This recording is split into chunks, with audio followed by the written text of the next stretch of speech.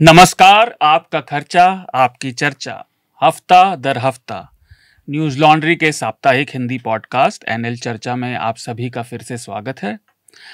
अतुल बाहर हैं इस समय दिल्ली के और वो समय पर नहीं आ पाए। भारतीय रेल को आप उसके लिए जिम्मेदार ठहराएं, लेकिन इस वजह से आपको मुझे इस हफ्ते झेलना पड़ेगा। और इस हफ्ते हमारे साथ विषयों पर बातचीत के लिए जो पैनल है, मैं उससे आपका परिचय कराता हूं। हमारे साथ मुंबई से जुड़ रही हैं आफरीदा रहमान अली। वो एग्जीक्यूटिव एडिटर हैं फ्री प्रेस जर्नल की। आफरीदा, आपका न्यूज लॉन्ड्री में स्वागत है। Thank you. और स्मिता शर्मा हमारे साथ जुड़ी हुई हैं ऑनलाइन। स्मिता को आप लोग जानते हैं, वो विदेश मामलों पर रिपोर्ट करती हैं और वैसे उसके अलावा भी राजनीतिक मामलों पर, महिला विषयों पर रिपोर्ट करती रही हैं। स्मिता, स्वागत है आपका। शुक्रिया आप सभी का। हेलो हमारे दर्शकों को।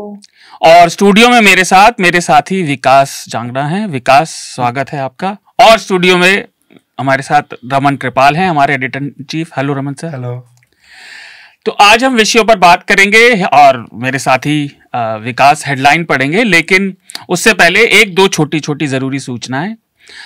जैसा कि आप जानते हैं कि चर्चा अभी कुछ हफ्तों के लिए पेवॉल के बाहर है, आप उसको सुन सकते हैं। और बहुत से हमारे सब्सक्राइबर्स ने और पॉडकास्ट सुनने वालों ने कहा था कि वो केवल पॉडकास्ट सुनना चाहते हैं, तो आपको मेरे बगल में QR कोड दिखेगा, आप उसको स्कैन करके केवल पॉडकास्ट सुनने के लिए केवल चर्चा को और अपनी चुनिंदा चीज़ों को सब्सक्राइब कर सकते हैं। लेकिन मेरी विनती रहेगी कि जैसा हमने पहले भी कहा, आप न्यूज़ लॉन्ड्री को सब्सक्राइब करें, उसके साथ आपको न्यूज़ लॉन्ड्री और न्यूज़ मिनट का सब्सक्रिप्शन मिलेगा और आप ईमानदार और विज्ञापन रहित पत्रकारिता का समर्थन करेंगे। हमारे दो एनएल सेना प्रोजेक्ट, वैसे दो एनएल सेना प्रोजेक्ट नहीं है, एनएल सेना प्रोजेक्ट एक ही है, पर दो एक साथ प्रोजेक्ट चालू हैं। पहला है जो आप लगातार सुनते आ रहे हैं, हवा का हक, फाइट टू ब्रीथ, जो वायु प्रदूषण की समस्या है। वो कैंपेन हम दिसंबर से चला रहे हैं और वो पूरे 1 साल तक चलेगी और उसमें आपको research based reports, ground reports और लगातार आपको कंटेंट मिलता रहेगा। तो आप उसमें अपना सहयोग करें, क्योंकि ये एक मूलभूत समस्या है, चाहे कोई भी हो, सांस लेना सबके लिए जरूरी है। और हमारा एनएल सेना प्रोजेक्ट, भारत में जो पुलिस की क्रूरता रहती है, पुलिस जो एक तरीके से स्वच्छंद तरीके से काम करती है और लोगों को प्रताड़ित करती है, ये एक बहुत बड़ी समस्या है जो आम जीवन के साथ साथ प्रशासन में भी एक बहुत बड़ा खलल पैदा करती है। लोगों का तंत्र में विश्वास कैसा है हम सभी जानते हैं। तो आप इस एनएल सेना में कंट्रीब्यूट करें। हमारे साथी एक बड़ी टीम जिसमें बसंत हैं, प्रतीक हैं, मारिया तेरेसा राजू है, न्यूज़ मिनट के भी लोग हैं, भारत के अलग अलग जगहों से हिस्टोरिकल बेस पर, आपको केस बेसिस पर और एक पूरी वृहद पिक्चर पेश करने की कोशिश करेंगे कि आखिर पुलिस काम कैसे करती है, इस इशू को एड्रेस किया जाए और लोगों के अलग अलग एक्सपीरियंसेस कैसे हैं। तो ये सूचनाएं थी। इसके बाद हम अपनी सुर्खियों की तरफ बढ़ते हैं। मेरे साथी विकास आपको सुर्खियां बताएंगे। तो इस हफ्ते की प्रमुख सुर्खी जो है वो आज के हमारे बड़े महत्वपूर्ण विषय से भी जुड़ी है, जिस पर हम चर्चा भी करेंगे। तो औरंगजेब की कब्र हटाने को लेकर जो है बीते 17 मार्च को नागपुर में हिंसा भड़क गई और इस मामले में जो है अब तक पुलिस ने मास्टरमाइंड जो कहा जा रहा है फहीम, उस समेत 6 आरोपियों के खिलाफ जो है देशद्रोह का केस दर्ज कर लिया है। फहीम पर जो है आरोप लगाया कि उन्होंने 500 से ज्यादा दंगाइयों को इकट्ठा किया और हिंसा को बढ़ाया। खबरों के मुताबिक पुलिस ने जो है अब तक 84 लोगों को कुल गिरफ्तार किया है। इसमें विश्व हिंदू परिषद यानी VHP के भी 8 कार्यकर्ता शामिल हैं और 19 आरोपियों को जो है 21 मार्च तक पुलिस कस्टडी में भेज दिया गया है। और अभी 3 दिन बीत चुके हैं हिंसा को, तो कुछ इलाकों में जो है कर्फ्यू में ढील दे दी गई है। इसके अलावा साइबर सेल ने जो है इस मामले में अफवाह फैलाने और हिंसा भड़काने के मामले में जो है सोशल मीडिया अकाउंट्स पर भी कार्रवाई की है और साथ ही 10 के करीब FIR दर्ज की गई हैं और पुलिस कह रही है कि इसका कोई बांग्लादेशी कनेक्शन भी जो है सामने आ रहा है, तो उस पर भी चर्चा करेंगे। और आपको याद हो तो इसी बीच जो है मुख्यमंत्री देवेंद्र फडणवीस ने सदन में दावा किया था कि ये हिंसा जो है प्री प्लान थी, पहले से सुनियोजित थी और हिंसा के दोषियों को बख्शा नहीं जाएगा। लेकिन साथ ही साथ राष्ट्रीय स्वयंसेवक संघ जो है उनसे उनके अखिल भारतीय प्रचार प्रमुख सुनील आम्बेकर, उन्होंने कहा कि उनसे जब पूछा गया कि आपको लगता है कि औरंगजेब आज के दौर में रिलेवेंट है, उन्होंने कहा कि नहीं, कहा कि उनकी कोई प्रासंगिकता नहीं है। अगली सुर्खी हमारी प्रवर्तन निदेशालय से जुड़ी है। इस प्रवर्तन निदेशालय से जुड़ी 2 महत्वपूर्ण चीजें एक ही दिन 18 मार्च को हुई। पहला सदन में जो है एक सवाल का उत्तर दिया गया, जिसमें वित्त मामलों के जो राज्य मंत्री हैं पंकज चौधरी, उन्होंने बताया कि ईडी ने बीते 10 सालों में जो मामले दर्ज किए हैं उनमें से 193 मामले जो हैं वो राजनीतिक मामले हैं, और उनमें से मात्र 2 मामलों में ही सिर्फ वो सजा तक यानी कन्विक्शन तक पहुंच पाई हैं। दूसरा मामला भी ईडी का उसी दिन महत्वपूर्ण ये था कि 18 मार्च को उन्होंने बेंगलुरु में करीब 8 स्थानों पर छापेमारी की, जिसमें जो अरबपति हैं जॉर्ज सोरोस, उनकी ओपन सोसाइटी फाउंडेशन से बताया जा रहा है कि 3 कंपनियां जुड़ी थी और उन पर फेमा के तहत जो है अनियमितताओं के यानी कि आरोप लगाए गए। अगली हमारी सुर्खी रूस से है। व्लादिमीर पुतिन जो है, यूक्रेन से उनकी जंग चल रही है, उन्होंने यूक्रेन में जो है फिलहाल तत्काल और पूर्ण रूप से जो कहा जा रहा था कि युद्ध विराम सीज फायर कर दी जाए, उसको उन्होंने अस्वीकार कर दिया है। राष्ट्रपति ट्रंप से, अमेरिकी राष्ट्रपति ट्रंप से उनकी बात हुई और उन्होंने कहा कि वह सिर्फ ऐसा करेंगे कि अभी जो एनर्जी के वहाँ जो महत्वपूर्ण ढांचे हैं, इंफ्रास्ट्रक्चर हैं, जो पावर प्लांट्स हैं और बाकी चीज़ें, उनको अभी वो छोड़ देंगे हमले से, लेकिन पूर्ण रूप से जो युद्ध विराम की तरफ नहीं बढ़ेंगे। दूसरी सुर्खी हमारी इजरायली सेना ने जो है वो गाजा पट्टी में व्यापक स्तर पर हमले किए और इस हमलों में हमास की ओर से बताया गया कि उनके करीब 400 से ज़्यादा लोग मारे गए, और इजरायली रक्षा बलों ने कहा है कि वो हमास से संबंधित जो है आतंकी ठिकानों पर हमले कर रहा है। फिलहाल हमले जारी हैं और इजरायली रक्षा बलों ने कई इलाकों से जो है लोगों को निकालने के नए आदेश जारी किए हैं। ये जो विकास ने बताया ये आईडीएफ का स्टेटमेंट था, और अगर आपको याद हो तो आईडीएफ के स्टेटमेंट्स पर एक तो भरोसा करना, जो ऑफिशियल स्टेटमेंट वो देता, भरोसा नहीं किया जा सकता। दूसरा, वो पूरी तरह से गाजा पर हमले करते हैं कि इसमें कोई स्पेसिफिक ठिकाने नहीं है। इसका पिछले साल 1.5 साल में लंबा आपके पास ओपन चिट्ठा है, तो ये बहुत ही शक है और ये बहुत दुख की बात है कि 400 से ज़्यादा निर्दोष लोग मारे गए, जिसमें 150 से ऊपर बच्चे हैं, जो अच्छी बात नहीं है। और बीते हफ्ते ही जो है मणिपुर के चूड़ा चांदपुर जिले में बुधवार को हमार और जोमी आदिवासी समुदायों के बीच जो है झड़प हो गई। इससे पहले मंगलवार को दोनों समुदायों के बीच जो है शांति को लेकर समझौता हुआ था कि दोनों समुदाय जो है शांति की ओर बढ़ेंगे। हिंदू की रिपोर्ट के मुताबिक जो है ये झड़प जो है निषेधाज्ञा जो लागू की गई थी, वहाँ प्रिवेंटिव जो ऑर्डर्स दिए गए थे, उसके बावजूद सब हुआ। अगली हमारी सुर्खी वो भी लोकसभा से ही जुड़ी है। यहाँ केंद्रीय गृह राज्य मंत्री नित्यानंद राय ने जो है कांग्रेस सांसदों केसी वेणुगोपाल और कृष्ण नामदेव द्वारा जो है एक प्रश्न पूछा गया, तो उसके जवाब में उन्होंने बताया कि महाकुंभ में जो भगदड़ हुई और उसमें जो लोग मारे गए और घायल हुए, उनका कोई आंकड़ा केंद्र सरकार के पास नहीं है, क्योंकि इस पूरे मामले की जांच जो है यूपी सरकार कर रही है। तो सरकार कोई, मतलब केंद्र सरकार कोई डेटाबेस मेंटेन नहीं कर रही। हाँ, वो तो खैर प्रेसिडेंट है, तो सरकार के कोई सी मामले में डेटा नहीं होता जी। हाँ, अगली सुर्खी हमारी दिल्ली हाईकोर्ट से जुड़ी है। दिल्ली हाईकोर्ट के एक जज का विवाद सामने आया है। दरअसल सुप्रीम कोर्ट के कॉलेजियम ने उनका भी ट्रांसफर जो है इलाहाबाद हाईकोर्ट कर दिया है, वापस उन्हें वहीं भेज दिया है, उनके पेरेंट हाईकोर्ट। और ये जो जज हैं इनका नाम यशवंत वर्मा है। वर्मा के घर जो है बीते 14 मार्च को आग लग गई थी। इस दौरान वहाँ से काफ़ी संख्या में नोटों के बंडल मिले बताया जा रहा है। हालांकि ये तय नहीं है कि भाई बंडल में कितने पैसे थे, क्या था, उस सब की जानकारी सार्वजनिक नहीं है। लेकिन जब मामला उछला तो सुप्रीम कोर्ट ने एक्शन लेते हुए कॉलेजियम बैठा और कॉलेजियम ने कहा कि इनका ट्रांसफ़र कर दिया जाए।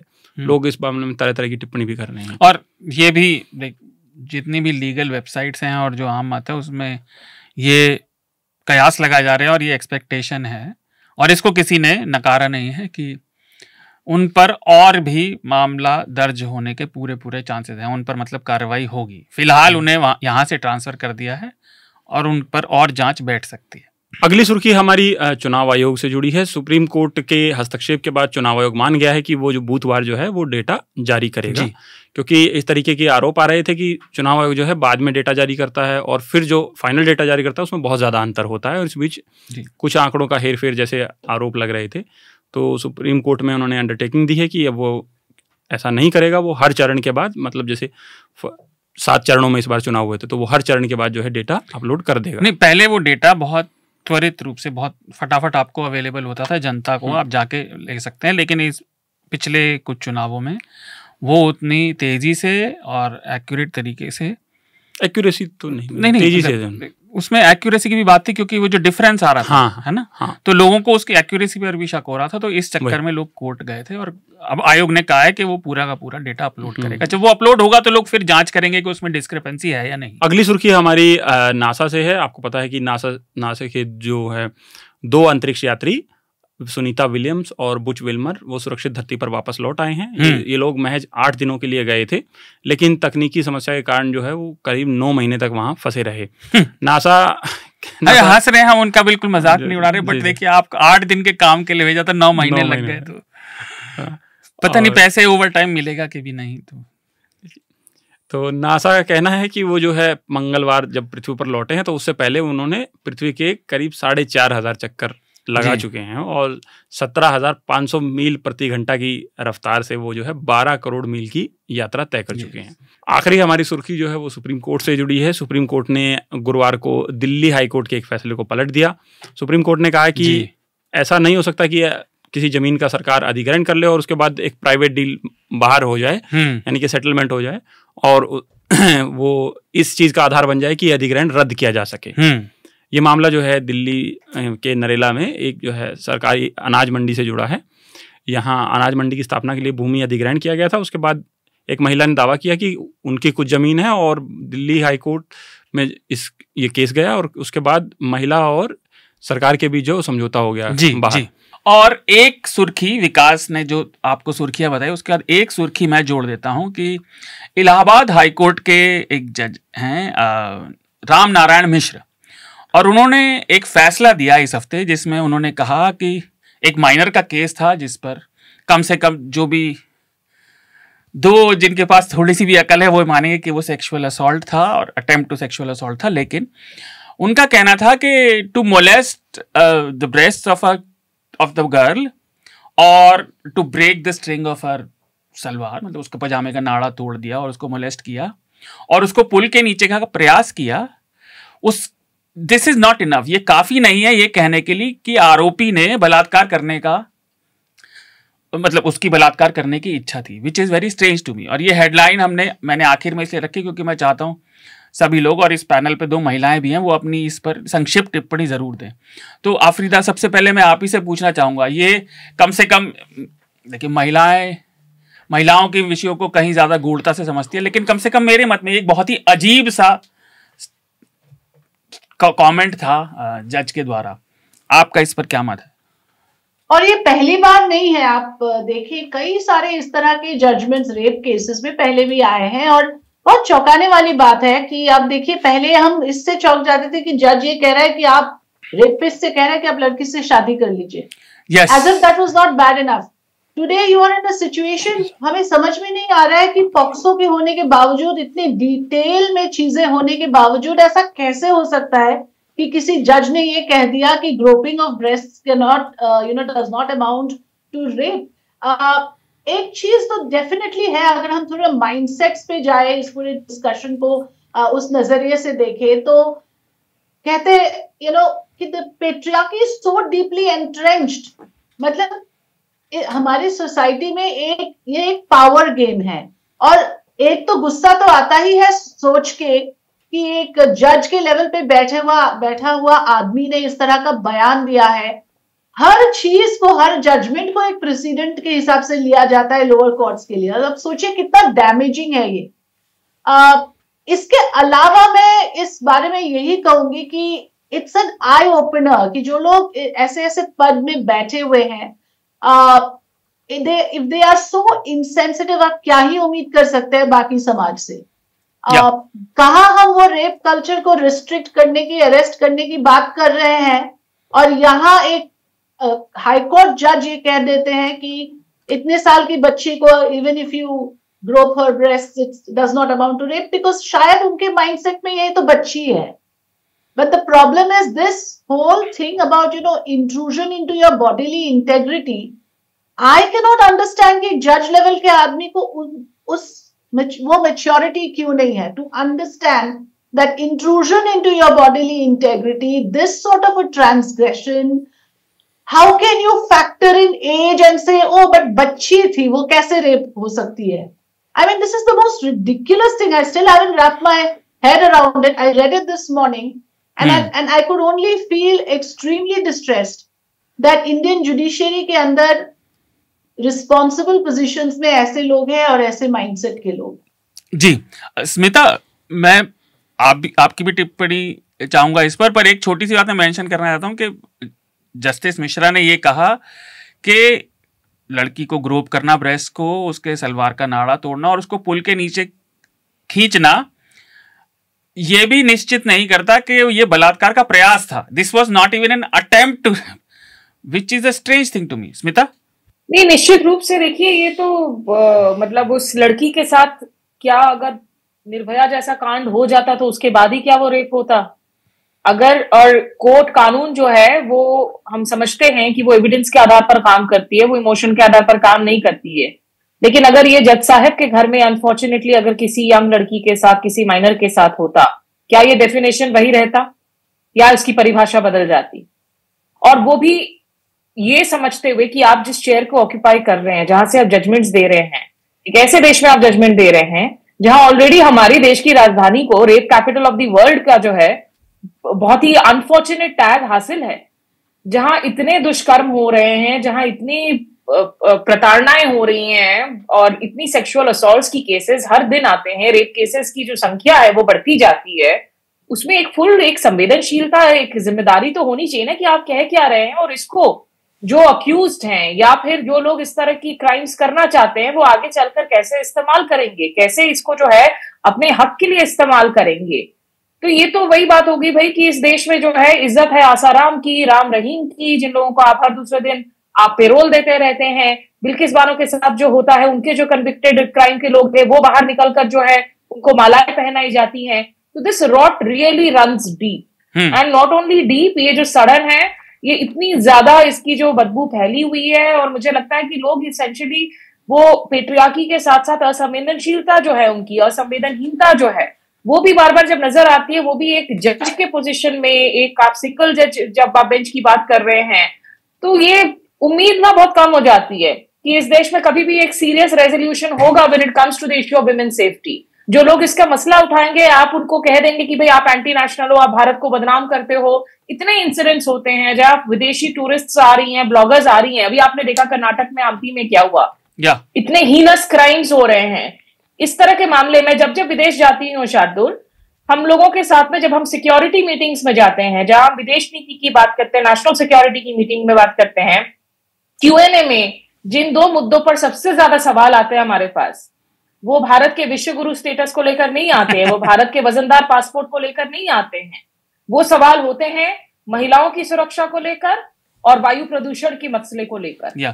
तो ये टैग्स से तो मतलब ऐसा लगता है कि एज अ सोसाइटी ही जो हमारी रिग्रेशन है ना, वो इतनी डीप लगती है कि कोई इच्छा ही नहीं है कि इसको कलेक्टिवली हम सही में फाइट कर सके. जी, अब आई होप कि इसमें अपील हो, क्योंकि I think 1 or 2 of the cabinet ministers जिन्होंने फाइनली रिएक्ट किया है इस मामले में, there has to be an appeal, there has to be a correction. जी सर, मैं आपसे और विकास से टिप्पणी चाहूंगा. उसमें एक बात जोड़ना चाहता हूं. मुझे ऐसा लगता है जैसे ये एक बहुत बड़ी खाई है अलग अलग सोच के बीच. एक तरफ तो ये सोच है, दूसरी तरफ हमारे जैसे कुछ गिने चुने अब हम, हो सकता है we are patting our own backs, अपनी पीठ थपथपा रहे कि हमारे कोई सहज बुद्धि, कॉमन सेंस ज्यादा है. बट अगर कोई मुझसे पूछे या मेरे साथ जितने भी लोग हैं जो काम करते हैं, सबको ऐसा लगेगा कि इसमें तो जो विक्टिम है उसकी एज और जेंडर मैटर नहीं करता. हम तो वहां की बात कर रहे हैं, चाहे वो ट्रांसजेंडर हो, चाहे वो आदि हो, चाहे वो बड़ी उम्र की महिला हो. अगर आप किसी को पुल के नीचे खींच रहे हैं, उसके कपड़े फाड़ने की कोशिश कर रहे हैं और ग्रोप कर रहे हैं, तो वो अटेम्प्ट टू रेप है, चाहे वो कोई भी हो. लेकिन वहां दूसरी तरफ एक minor girl which is like a very narrow view of even a sexual assault, उसमें भी इस तरह का व्यू है. तो सबसे पहले आप, फिर विकास. ये सेल्फ एक्सप्लेनेटरी है, लेकिन थोड़ी सी उम्मीद कहाँ बचती है कि यहाँ पे सुप्रीम कोर्ट में एक ऐसा ही केस आया था, एक माइनर के केस में एक्विटल, अभी इसी हफ्ते वो भी रिपोर्ट हुआ है. और उसमें जज ने एक्विटल दे दिया, दिल्ली हाई कोर्ट के जज ने एक्विटल दे दिया कि माइनर लड़की कुछ बता नहीं पाई, वो अपना बयान नहीं दे पाई, सिर्फ उसकी आंख से एक आंसू निकला था. तो सुप्रीम कोर्ट ने कहा कि अगर उसकी आंख से आंसू निकला था, दैट स्पीक्स वॉल्यूम्स, ये काफ़ी है. और आप इसके बेसिस, जस्ट बिकॉज वो नहीं बोल पाई, वो छोटी थी जी, नहीं बोल पाई अपना कोर्ट के अंदर जी, तो आप एक्विटल नहीं दे सकते. तो कोर्ट का भी निंदा किया उन्होंने और उसको रिवर्स कर दिया. तो होप है. और और बेसिकली अगर आप सोसाइटल लेवल पे देखें ये तो मानसिकता है, कंप्लीटली माइंडसेट है। आप देखिए इंडियन एक्सप्रेस ने भी एक कॉलम शुरू किया है, मेरे ख्याल से एवरी फोर्टनाइट आता है कि different mothers or fathers, how do you raise your child, son, Okay. how to, so there is a column about it. तो काफी मतलब कि कोशिश तो हो रही है, जा रही है, लेकिन मानसिकता को आप क्या कहेंगे? आप ये आम आदमी पार्टी का जब हमने रिपोर्ट भी किया था, जब इलेक्शन हो रहा था तो आम आदमी पार्टी वो एक जो वोटर है वो बोलता कि इन्होंने हमारी औरतों को बिगाड़ दिया, इनको क्या नाम फ्री टिकट देके तो जो बस में जब भी दिल करता है तभी भाग जाती हैं। तो वो एक ये कमेंट था। तो ये पैट्रियार्की एंड मानसिकता ही is the major problem.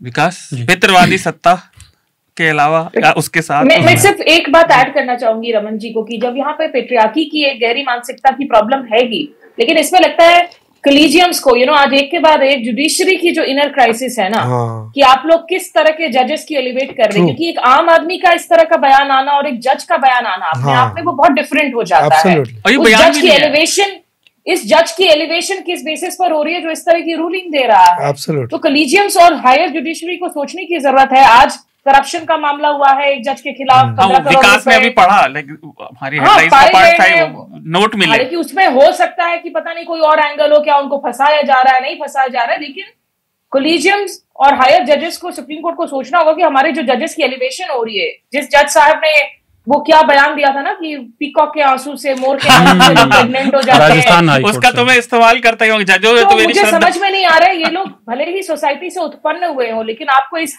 Elevated position में इसलिए हम एलिवेट कर रहे हैं because there are higher standards expected of you, that you will have an understanding of law, of evidence. Yes ji Vikas ji, बहुत सारी बातें तो हो गई हैं। हाँ।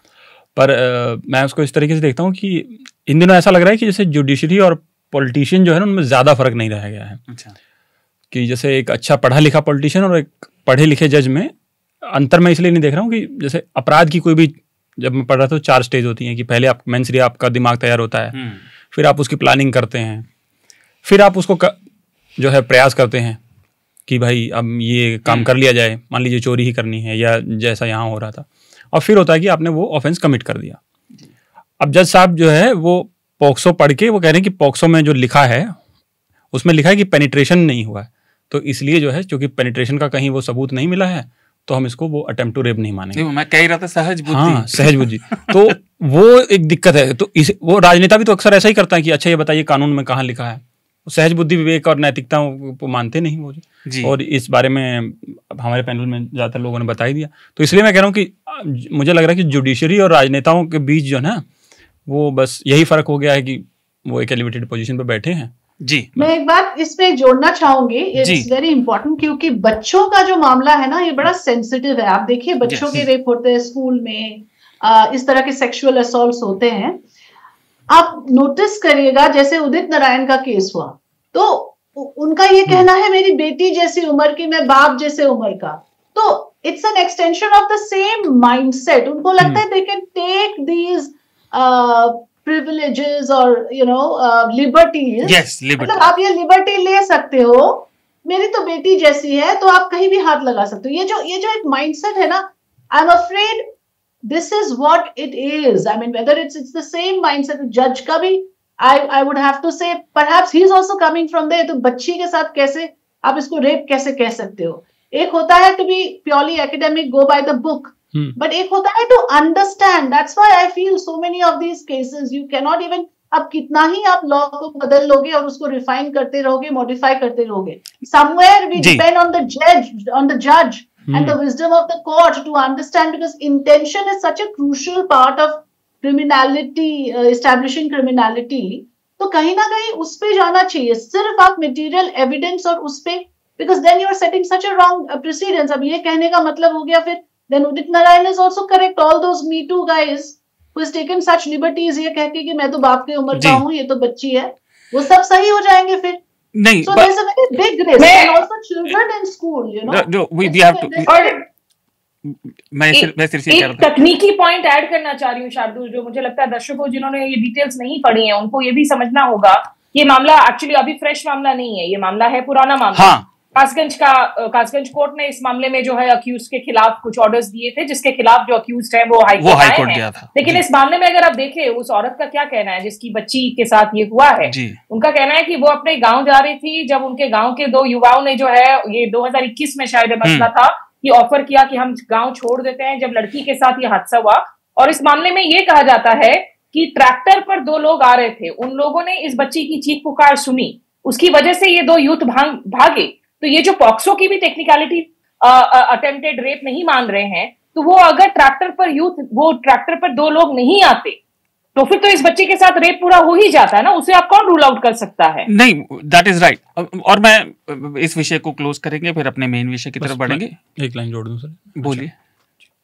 बोलिए। हाँ, जो टेक्निकल वाली बात जो है, जो इन जज साहब ने जो वो लिया ना, साइड ली की पेनिट्रेशन वाला मामला है जी, पॉक्सो एक्ट में ही लिखा है कि any act done with sexual intent on child involving physical contact. हाँ, वो उसमें लिखा है, तो मुझे नहीं लगता कि उन्होंने पॉक्सो एक्ट को भी ध्यान में नहीं रखा। वो इसमें आफरीदा की बात ठीक है, मैं उसको संक्षेप में रिफ्रेज कर देता हूँ कि वो सच्चाई कई लोगों की मानसिकता के लिए इतनी भयावह है कि वो किसी भी कीमत पर उसका सामना नहीं करना चाहते, क्योंकि वो फिर बहुत बड़ी सच्चाई होगी। आसान है उसको अवॉइड कर देना, उससे नजर फेर लेना।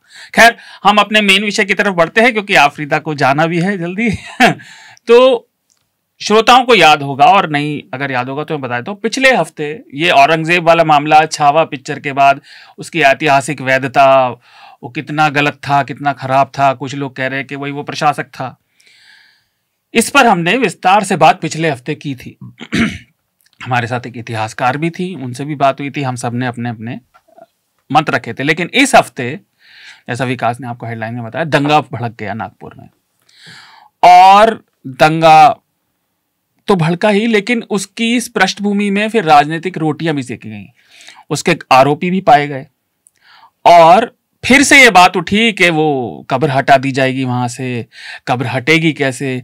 राजनीतिक रोटियां सेकने के बीच जानमाल की हानि हुई। हालांकि ज्यादा लोगों के मरने की खबर नहीं है, और ये शुक्र की बात है कि जनसंहार नहीं हुआ, लेकिन नुकसान बहुत हुआ। और खासतौर से नागपुर में, जिसके बारे में कहा गया और बताया गया कि 1992 में बाबरी मस्जिद ध्वंस के बाद भी वहां दंगे नहीं भड़के थे, तो दशकों पुरानी शांति उस शहर ने जो मेंटेन की थी वो टूट गई। अब पिछले हफ्ते की सारी बातों के बाद मुझे लगता है कि मैं अपने आप को रिपीट ना करूं, लेकिन मैंने सिर्फ इतना कहा था कि मेरी नजर में ये एक मूर्खतापूर्ण बात है। और मैंने एग्जाम्पल भी दिया था कि मैं व्यक्तिगत स्तर पे अगर ये कहने लगूं किसी भी बड़े से, किसी भी अपने साथ काम करने वाले से, कॉलीग से, दोस्त से, कि मेरी 8 पीढ़ी पहले, जो औरंगजेब वाला 300-350 साल का है, तो 8 पीढ़ी पहले मेरे पड़ दादा की दुश्मनी थी, और मैं उसे निभाने के लिए अपना आज का करियर और प्रोग्रेस और फाइनेंस अगर करूं तो आप मुझे अव्वल दर्जे का मूर्ख पाएंगे। और मुझे नहीं लगता ये रेलेवेंट इशू है।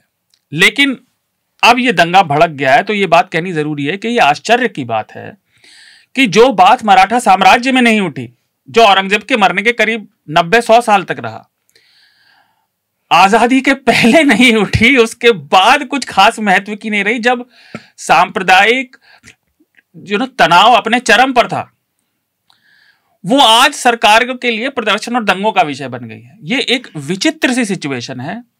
और मेरा इतना मानना है, और उसके साथ फिर मैं अपने पैनलिस्ट के पास जाऊंगा, कि ये लड़ाई राजनीतिक वर्चस्व की है, ये जनता को गुमराह करने की है, और शिवसेना इस समय टूटी हुई है, ये शिवाजी की लेगेसी को पार्टी में आत्मसात करने की है, क्योंकि महाराष्ट्र में शिवाजी की लेगेसी एक बड़ा राजनीतिक मुद्दा है और आने वाले दशकों में रहेगा। तो इतने सब मैं प्रीव्यू दूंगा, क्योंकि पिछले हफ्ते भी काफी बात हुई थी। आफरीदा, आपका आप मुंबई में हैं, आप फ्री प्रेस जर्नल ने रिपोर्ट भी किया है उस पर, आप इस विषय को किस तरीके से देखती? हाँ, तो पहले ही मैं बता दूं, डिस्क्लेमर मेरा ये रहेगा कि I am talking about this issue. इस मुद्दे पे मैं एक पॉलिटिकल, महाराष्ट्र पॉलिटिक्स के कॉन्टेक्स्ट से तो बोलूंगी ही, साथ ही मैं क्लियर कर दूं कि as an Indian Muslim I am going to talk about this. जी, आप जैसा मर्जी बोले, बिकॉज मैं ये चाहती हूँ कि लोग इसको पहचाने और जाने, जो गुमराह किए गए हैं लोग हैं, कि इंडियन मुस्लिम्स को कोई लगाव नहीं है औरंगजेब से। और औरंगजेब का टूम कोई कल परसों नहीं, जैसे कि आपने कहा दशकों से, सेंचुरी से वहां मौजूद है। कोई नागपुर के और औरंगाबाद के लोग अंधे नहीं है कि उनको नहीं पता था वहां। और तो किसी ने इस चीज को उछाला, किसी ने इस तरह के सेंटिमेंट्स को, जिसे कहते हैं स्टोकिंग द फायर, किया है डिलिबरेट। अब सवाल आता है क्यों। उससे पहले मैं ये भी बता दूं कि आपको पता है Taj Mahal is a tomb of Shah Jahan और Aurangzeb's father and Mumtaz, right. तो आप सोचिए कितनी बेवकूफी की बात है। मतलब आप इसके बाद कहां तक जाएंगे। तो दुनिया तो हंसेगी आपके ऊपर, आपस में ऐसे लड़ रहे हैं, आप तो ताजमहल पे भी उतर आएंगे कल परसों। सो that is another thing. Now let's come to the fact कि deliberate attempt to stoke this fire.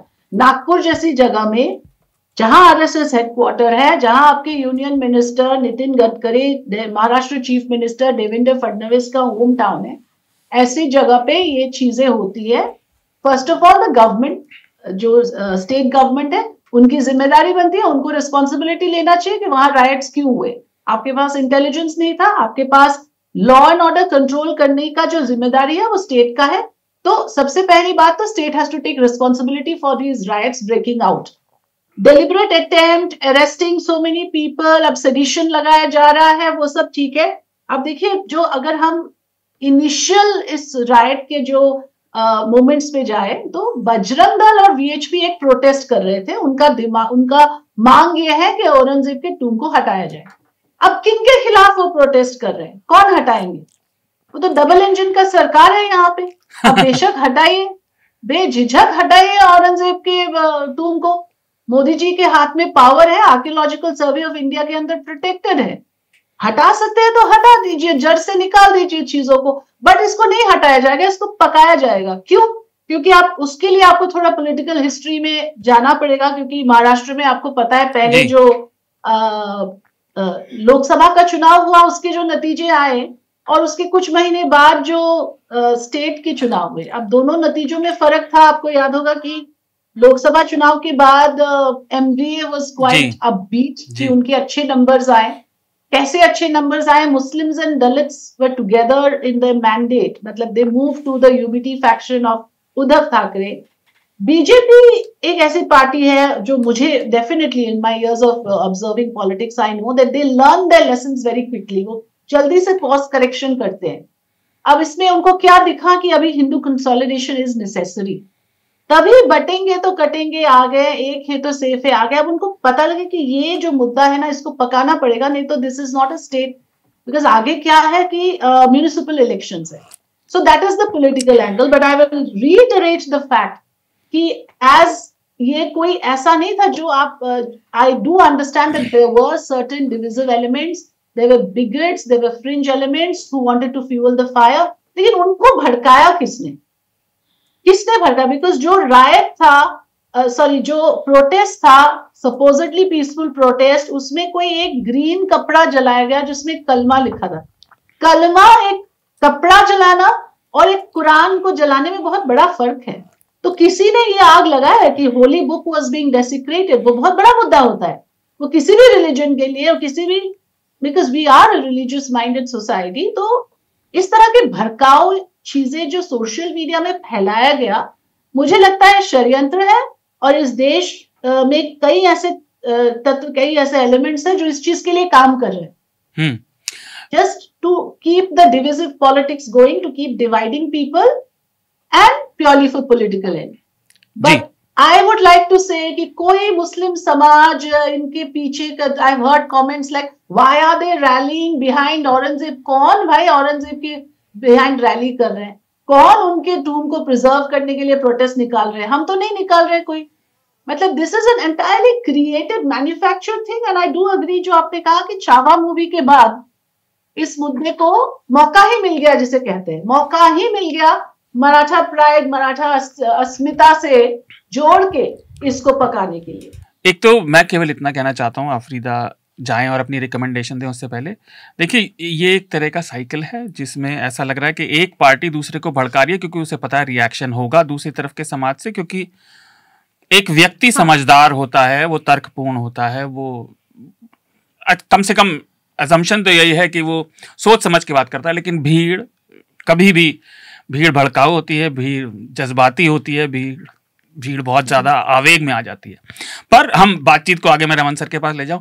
आफरीदा, आपका जाने का बस समय हो चला है, तो मैं इतना चाहूंगा आप जाने से पहले आप हमारे लिसनर्स के लिए, व्यूअर्स के लिए कोई रिकमेंडेशन दें, चाहे वो कोई भी किताब हो, आपकी अपनी रिपोर्ट हो, कोई लेख हो, कोई फिल्म हो, जो उनके जीवन में थोड़ा सा इस विष भरे माहौल में थोड़ी सा रस लाए, चाहे वो कैसा भी रस हो। आप चाहे तो सैड दे सकती हैं, हंसी का दे सकती हैं। जो सुप्रीम कोर्ट का वर्डिक्ट है ना, जब राम मंदिर वर्डिक्ट जो है जी। अयोध्या के ऊपर, वो वर्डिक्ट लोगों को अच्छे से पढ़ना चाहिए। उसके बाद क्या कहा गया था? उसके बाद ये कहा गया था कि दिस इज एन एक्सेप्शन। हम नहीं चाहते प्लेसेस ऑफ वर्शिप एक्ट को भी पढ़े। मतलब my recommendation would be that कि देश में जिन लोगों ने कॉन्स्टिट्यूशन को बनाया, जैसे एक्ट्स बनाए गए, ऐसी सिचुएशन को एनविसाज करके ही बनाया गया था कि ये सब मुद्दा बन सकता है, ऐसे राइट्स हो सकते हैं, लोगों में ये भेदभाव और इसमें एक नफरत फैल सकता है। इसलिए कुछ चीजों को कॉन्स्टिट्यूशन मेकर्स ने एक्ट के तौर पे दिया हुआ है, हमें वो फॉलो करना चाहिए। मेरा रिकमेंडेशन होगा कि हम उन चीजों पे जाए और वो वर्डिक्ट, वो जजमेंट पढ़े, जिसमें ये कहा गया है that we can not go about correcting wrongs of the past. बेवकूफी है ये, बहुत कुछ करना है इस देश में। बार बार हमें वहां, अगर हम अपने आप को घसीट के लेते हुए जाएंगे और इस तरह के मुद्दों पे लोगों के बीच में नफरत फैलाते रहेंगे, इससे नुकसान किसका है? तो if we understand that the court in its wisdom had forbidden us to go back in history and start digging bones after the Ram Mandir verdict, that this will be the final time, इसके बाद इस तरह की चीजें नहीं होगी। But बार बार हो रहा है। कौन इसको अलाउ कर रहे हैं, क्यों अलाउ कर रहे हैं, मैंने पहले ही समझाया। But I would just say, you know, we should know the constitution and the judgments that have been passed in recent times with regards to these matters. ठीक, हमारे साथ जुड़ने के लिए धन्यवाद और thank you so much. Afrida, bye bye, take care. Sir, मैं ये कह रहा था और आफरीदा ने उस तरफ इशारा भी किया कि ये एक अपने आप में आपको, आप देखिए, हमने तो रिपोर्ट भी किया है, आपने वो रिपोर्ट पढ़ी, हमारे यहाँ पब्लिश भी हुई है प्रतीक की, लेकिन मुझे तो ऐसा लग रहा है कि वो आरएसएस का प्रचार प्रमुख विकास ने हेडलाइन में बताया, कह रहे कि भाई नहीं ये कोई मुद्दा नहीं है, औरंगजेब से हमें कोई मतलब नहीं है, लेकिन विश्व हिंदू परिषद और बजरंग दल वाले कह रहे नहीं, ये मुद्दा है। तो ये दो फाड़ तो है ही। फिर सरकार, महाराष्ट्र का मुख्यमंत्री खुद कहते हैं, उन्होंने बोला कि नहीं, हम औरंगजेब का ग्लोरी नहीं होने देंगे, है ना। अभी कौन कर रहा है ग्लोरी? किसी को कोई मतलब नहीं है। यहाँ पानी नहीं है पीने का आधे महाराष्ट्र में, किसानों की आत्महत्या वहां बड़ी समस्या है। और फिर नितिन गडकरी, जब ये माहौल बिगड़ जाता तो नितिन गडकरी जी और ये महाराष्ट्र के जो मुख्यमंत्री हैं, ये दोनों बोलते हैं कि नहीं, आप अफवाहों पर विश्वास ना करें। लेकिन नागपुर का एमएलए जो है, क्या नाम था उनका, मेरे दिमाग से नाम निकल गया, वो बोलते हैं कि प्रवीण गटके कि नहीं, ये तो हमारा अपमान है, हम इसको नहीं चलने देंगे। क्या आपको, आप जो दंगों के बारे में और विस्तार से बताना चाहें वो तो है ही, पर मैं चाहूंगा आप इस पर भी जरूर बोले कि ये क्या आपको ऐसा दिख रहा है कि इनकी पार्टी और इस पूरे इकोसिस्टम के बीच भी स्किज्म आ रहा है? कॉम्युनल राइट्स हो गया, बिगेटरी हो गया, इसकी एक ही कहानी है। अगर आप जी जितने, चाहे वो दिल्ली राइट्स उठा ले या हाँ, उसके जो उसका जो माइन्यूट डिटेल्स हैं जो हम रिपोर्ट करते रहते हैं वो डिफरेंट होंगे, लेकिन कहानी कैसे शुरू होनी है, क्या होना है, वो सबका सब है, सेम है। इसमें भी अगर आप देखें, जैसे अफरीदा ने तो पूरा बता दिया उसका, तो आप सिर्फ स्टेटमेंट्स देख लीजिए जी। एक मुस्लिम जो एमएलए है, उसने एक बोल दिया कि भाई Aurangzeb ji was a good administrator, Abu आजमीन, हाँ, गुड एडमिनिस्ट्रेटर बोल दिया उसने। बस ये पार्टी लेवल पे ही उठा होगा कि भाई, मतलब कि पकड़ लो, एंटीसिपेशन है, लेकिन जिस ढंग से उठाया है लगता तो यही है, क्योंकि पॉलिटिक्स में तो आपको ऑब्जर्व ही करना पड़ेगा एकदम से कि इसको पकड़ लो और इस पे खेल जाओ जी। तो इस पे खेल दिया। हमारे उसने का अच्छा एडमिनिस्ट्रेटर है, तो छावा में मूवी को भी कॉन्टेक्स्ट लेकर आ गए कि अगर आपने उसको गुड एडमिनिस्ट्रेटर बता दिया तो आपने शिवाजी की बदनामी कर दी है ना, कि शिवाजी तो उसके स्टॉन्च एनिमी थे। कोई किसी ने हिस्ट्री देखी नहीं, सीएम ने भी अपना स्टेटमेंट दे दिया भड़काऊ, हाँ, और बाकी लोगों ने भी भड़काऊ दे दिया किसी ने अब्बू का लिए मतलब कि फतवा भी मेरे ख्याल से इशू टाइप फतवा टाइप कुछ बोल दिया था, उसने उसको कोर्ट से मेरे ख्याल से बेल भी लेनी पड़ी थी, और तो एफआईआर भी फाइल होगी उसके अगेंस्ट। तो अगर आप पूरा इसका स्ट्रक्चर देखें तो इसमें मतलब कि ये और सारे कम्युनल राइट्स का, सारे बायोमेट्रिक का एक ही है।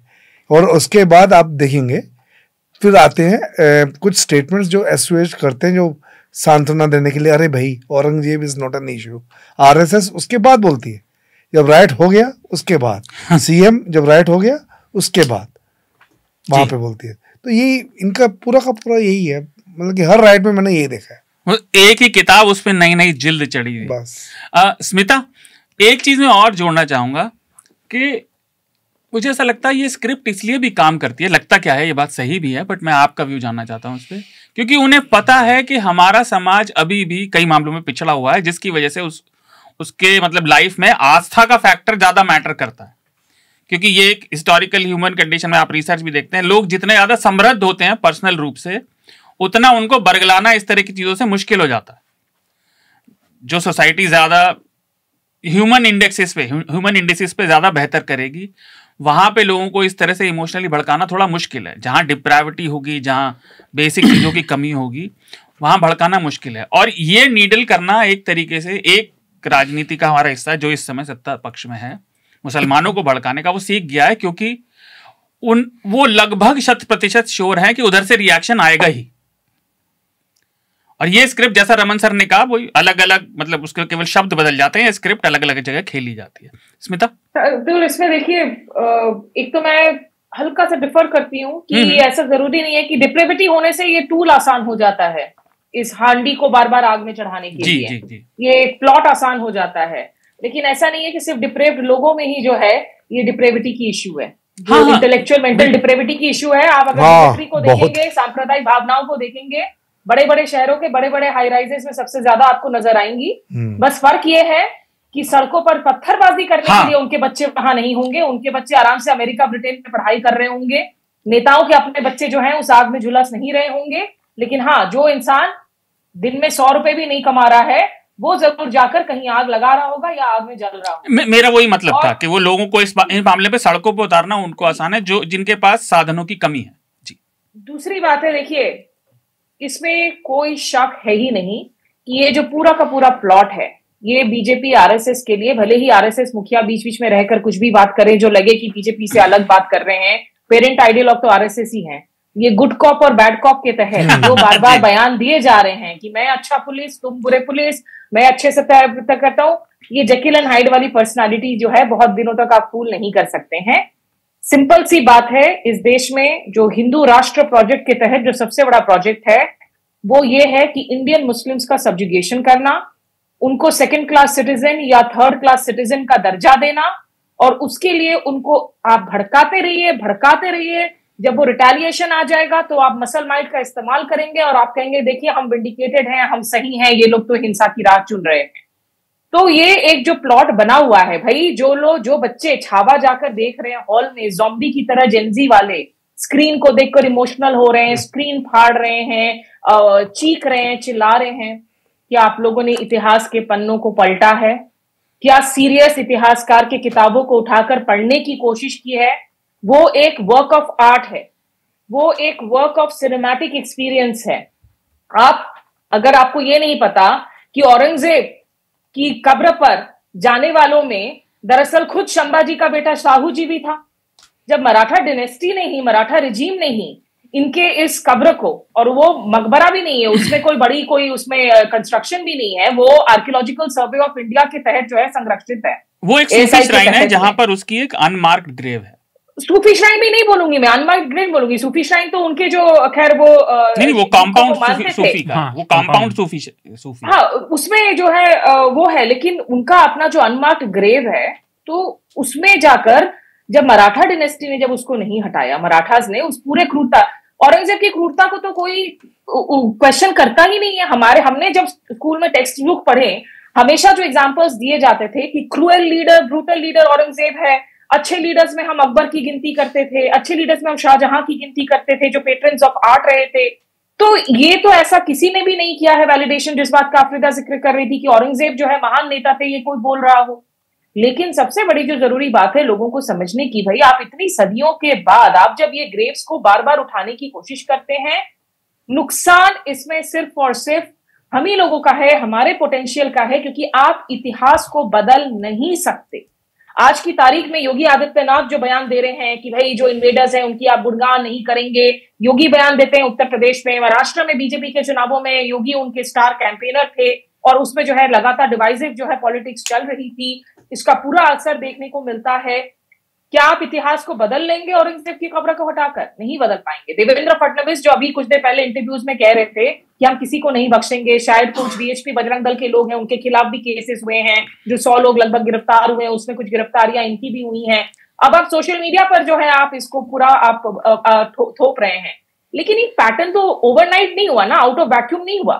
छावा मूवी आती है, छावा मूवी को लेकर तमाम बयान देने शुरू करते हैं राजनेता, और उसको जो हमारी रुवांडा मीडिया है टेलीविजन पर, स्क्रीन पर, मैं उस पर आने वाला day in and day out आप उस पर डिबेट कर रहे हैं, लेकिन ये बिना बताए कि ये लड़ाई जब औरंगजेब ने भी लड़ी थी, औरंगजेब ने दारा शिकोह को भी मारा था, औरंगजेब ने संभाजी को भी मारा था, ये लड़ाई हिंदू मुस्लिम की नहीं थी, ये लड़ाई जमीन की थी, ये लड़ाई किले की थी, ये लड़ाई वर्चस्व की थी, ये लड़ाई अंपायर की थी।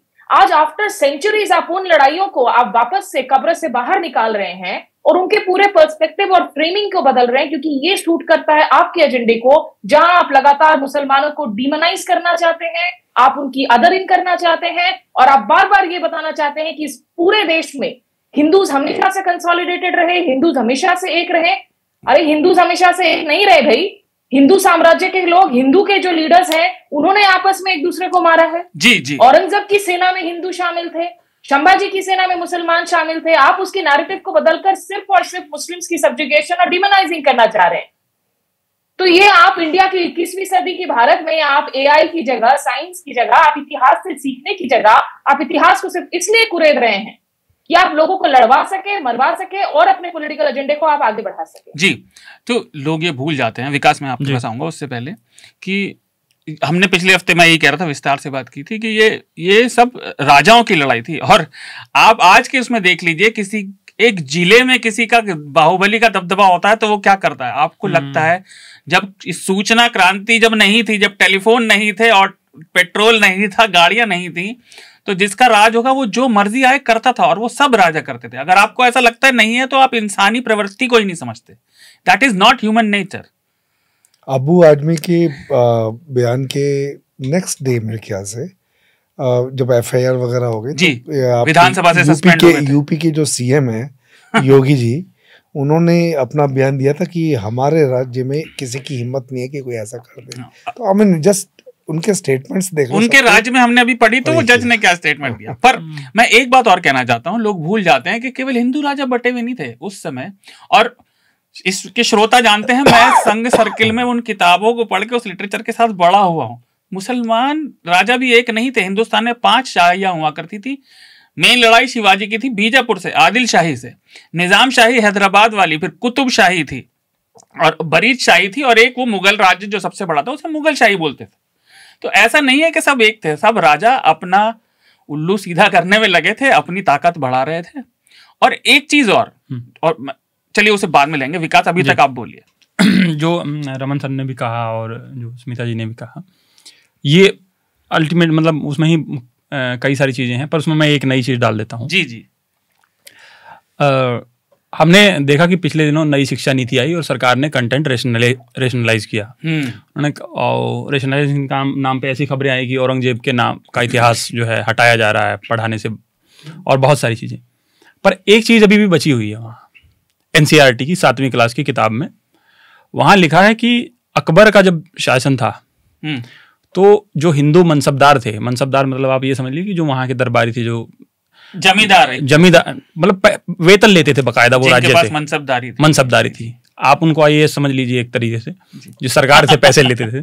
तो मुगलों के जो मनसबदार थे, जो मुगलों के पैसों पे पल रहे थे, वो 29 जो है ऐसे 5000 जात वाले, 5000 जात का मतलब कि उनके पास इतना भूमि थी, इतनी जी, वो 29 थे। लेकिन जब औरंगजेब का शासन आया, जो हिंदुओं का सबसे बड़ा विरोधी माना जाता है, तो हिंदुओं की संख्या 79 तक पहुंच गई, 29 से जी। और ये 7वीं क्लास की एनसीईआरटी की किताब में दर्ज है। हाँ, वो पिछले हफ्ते हमारे साथ जो रुचिका आई थी, उन्होंने बताया था कि वो 33% पहुंच गया था, पर वो जनसंख्या का भी हो सकता है। हाँ, और उसमें जैसे सबसे बड़ा तर्क तो आदि टाइम तो यही दिया जाता है कि उन्होंने औरंगजेब ने दारा शिकोह को मार दिया, भाइयों को मार दिया, ये कर दिया।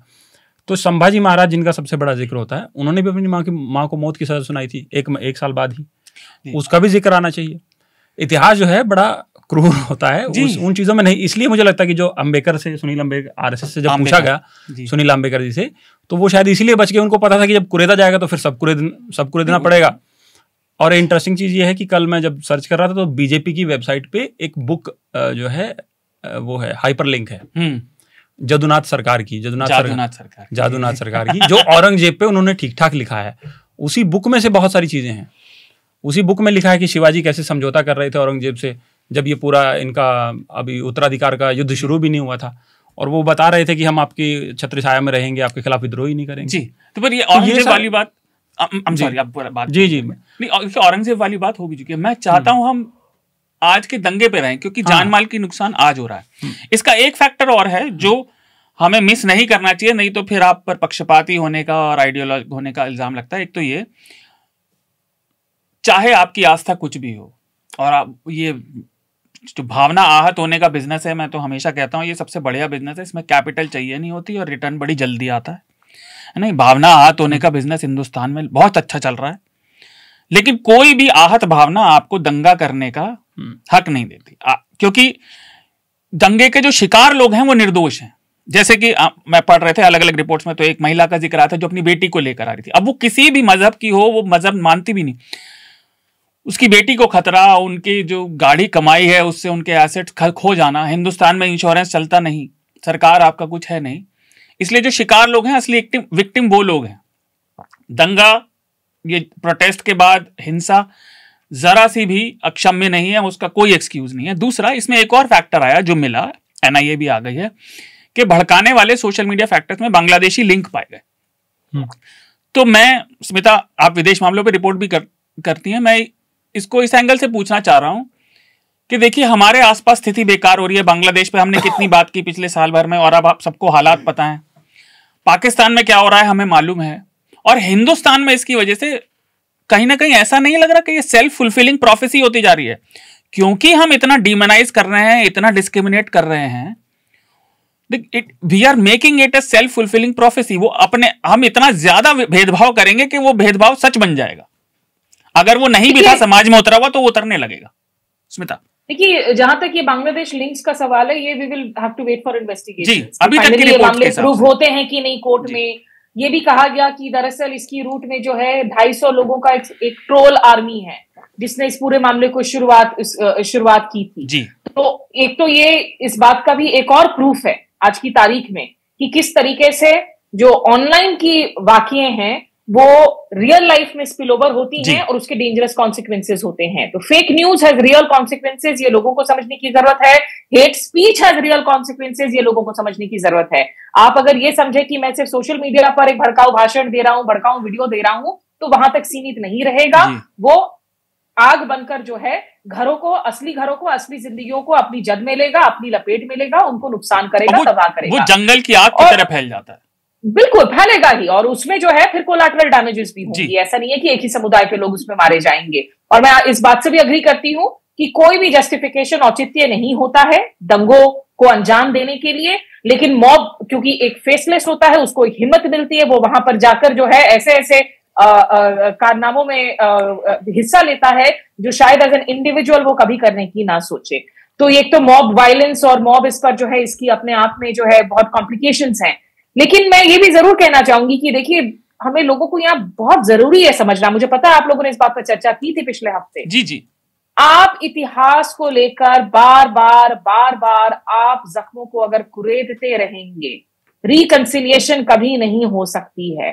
आप इतिहास को देखिए, जो होलोकास्ट का पूरा इतिहास, ऐसे कई मेमोरियल्स हैं, म्यूजियम्स हैं जहां पूरी की पूरी रॉ एविडेंस आज की तारीख में अभी भी वैसे ही प्रिजर्व की गई है। इसलिए प्रिजर्व नहीं की गई है कि आप लगातार जो है ज्यूज और जर्मन्स के बीच में आप आग लगाते रहे इसलिए कि उसे एक स्टार्क रिमाइंडर के तौर पर हम देखें कि क्या गलतियां हुई थी, क्यों इतनी लोगों की जिंदगियां गई थी, और उन गलतियों को आने वाली पीढ़ियां ना दोहराएं।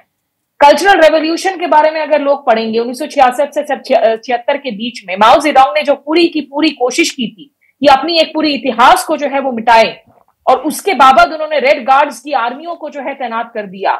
उस हिंसा में लाखों लोगों की, चीन के लाखों युवा पीढ़ियों की जो है जाने गई, पोटेंशियल खत्म हुए।